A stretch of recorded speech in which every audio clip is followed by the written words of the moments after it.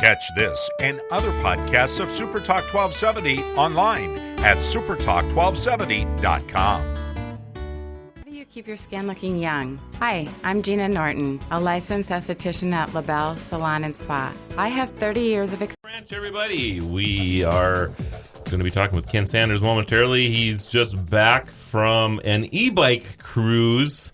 How you doing, Ken? Yeah, I'm doing real good after that cruise, Marlo. Why don't you tell us real quick what an e-bike is? E-bike is an electric bike. It has an electric motor on it. It could be internal in the little wheel spokes. They got a hub motor that goes in there, or you got an external one, which is the one that I have. Has a little motor on the outside with a chain attached to it that actually spins the spoke for you. So how fast does it go? My bike goes 50 miles per hour. Did you say 50? Oh, my goodness. No. There is a 50 mile per hour e-bike, but no, I got a 15. 15, okay. I was going to say. Dude, those 50 mile per hour e-bikes look dangerous. I can about imagine. I don't know if I'd even try that myself. I think at 25 miles an hour, a bike is going way too fast for me. But anyway, yeah. I know we've talked about e-bikes in the past, and I just wanted to. I didn't realize you actually had one that you were cruising around on yourself. Yeah, I'm big into e-bikes right now. They're awesome. They really are. I have a friend of mine that actually sells those, and absolutely phenomenal pieces of equipment. So anyway, we've been teasing everybody a little bit about the Hyperloop, and our comparison to it is, going to the bank drive up and those little tubes that you put your banking stuff in, and it zips right off. That's kind of what a Hyperloop is, isn't it? Same concept, only way more technological. So why don't you talk a little bit about what's going to happen here and what the proposal is for California? Okay. First off, we'll go into this stating that the creator is Elon Musk, who is the co-founder of PayPal, billion-dollar company, yes. Founder of Tesla Motors, billion-dollar company, and SpaceX, billion-dollar company. So he's got quite a track record behind him already. Yes, so he's not exactly crazy or out of his mind. He just is really on point with his companies. So this company that he's come up with now, a lot of people are in a bit of a commotion about because it's basically a vacuum tube, but it's not a vacuum tube. Right. It has weird mechanics, and it shoots a pod carrying 6 people in a pod through a tube going 1,000 miles per hour.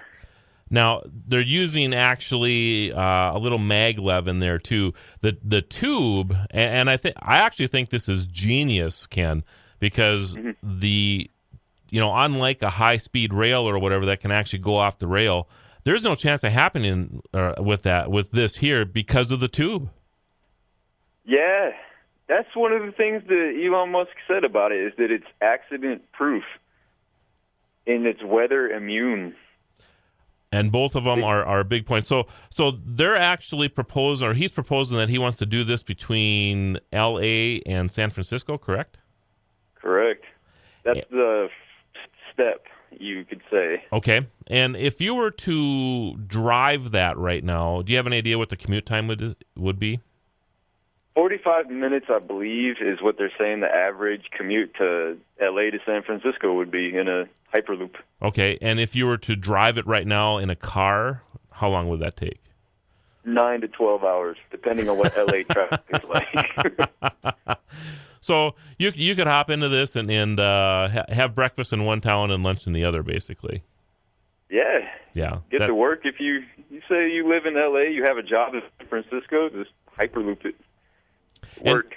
And the other unique thing with this, instead of having like a train or a plane where you're loading up, a few hundred people at a time, these are pods that are taking 6 people at a time. So as the wait time and the load time is almost going to be non-existent here, because you're just going to hop into a pod, wait for it to fill up, which is going to be relatively quick, and then you're engaged and going. Yeah, that's true. I hadn't really thought about that too much, but they will be just flying back and forth nonstop. Yep. So it's I'm looking at the drawing here on your website right now at the Volt Report, and it's basically two tubes, one sitting on top of the other. I'm sure one is going to and one is coming from. So it's just a matter of zipping these pods that hold 6 people, and you go. Yeah. Very, very cool. Yeah, I must add too, there is also an idea being proposed for a Hyperloop tube from New York to L.A., like connecting to L.A. Okay. And it's going to travel to New York at about the same time that the San Francisco one travels at. And they're going to accomplish that by traveling 4,000 miles per hour. Unbelievable. Yeah, it's pretty nuts. That is pretty nuts. But it's so cool.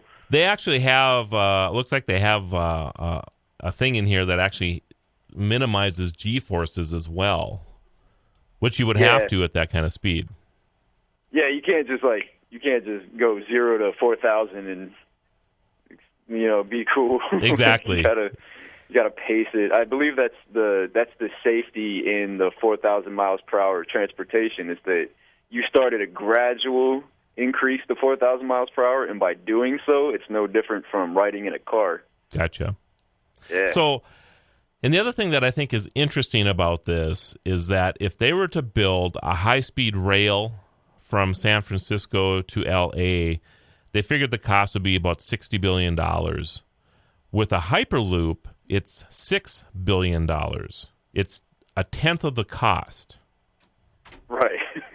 So there's a pretty big gap there. There's a huge gap there, and I can see where this, because of the pricing of this, that this is actually somewhat commercially viable, and it'll be very, very interesting to see how the Hyperloop develops here. So anyway, I don't want to spend all my time on this, but I think it's a fascinating subject, and I would love it if you would keep us up to date, on the Hyperloop. The next thing is the Farmery. This is genius. Why don't you talk a little bit about what the Farmery, what it is, and its implications? All right. Genius concept by a brilliant dude named Ben Green in North Carolina.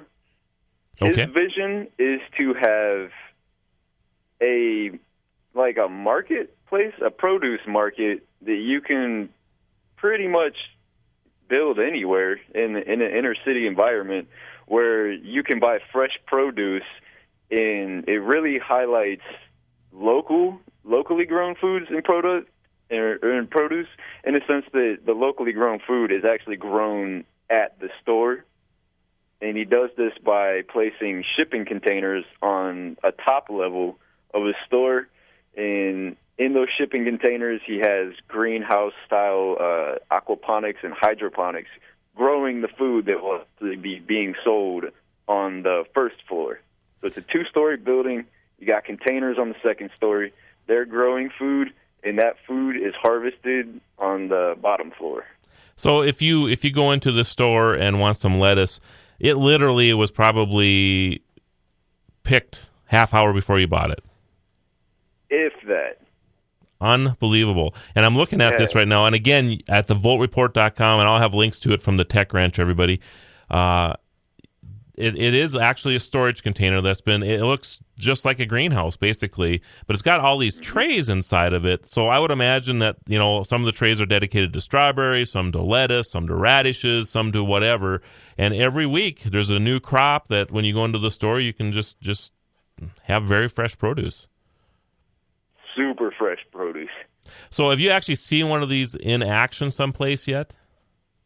There's a video that Ben Green has online. It's at thefarmery.com. Okay. So I haven't personally been to one. There is a mini pop-up version that Burt's Bees sponsored and had Ben Green build in front of their headquarters that anybody could go and visit if they would like. It's in North Carolina. Okay. Durham, North Carolina. So go ahead, Ken. Yeah, if you're watching from a distance, supposing at a computer screen, go to thefarmery.com and check out that video there. You get the whole scoop.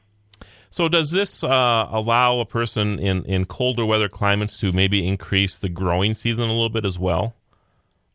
Oh, man, I would imagine so. That'd be interesting to see. Of course, we're based in a cold weather climate here. It'd be fun to see if we could increase the growing season by a couple months or whatever. I mean, that would be a huge, huge deal here.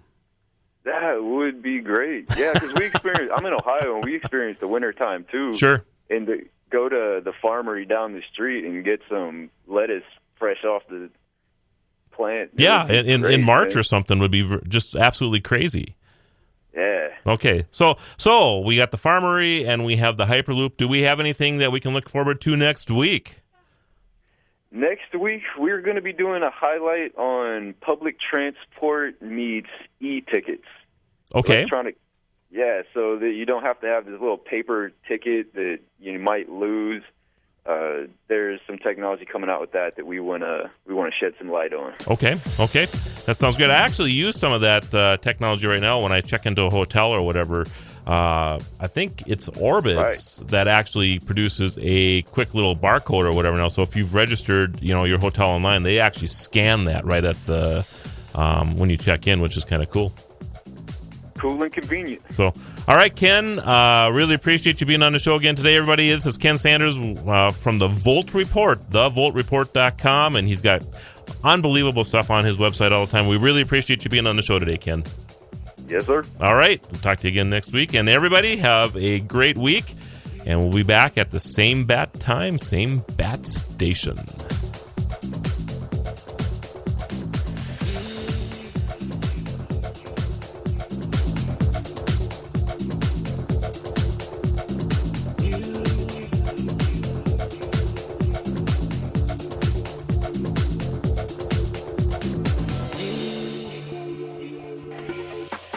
You've been listening to The Tech Ranch, live and local on Super Talk 1270.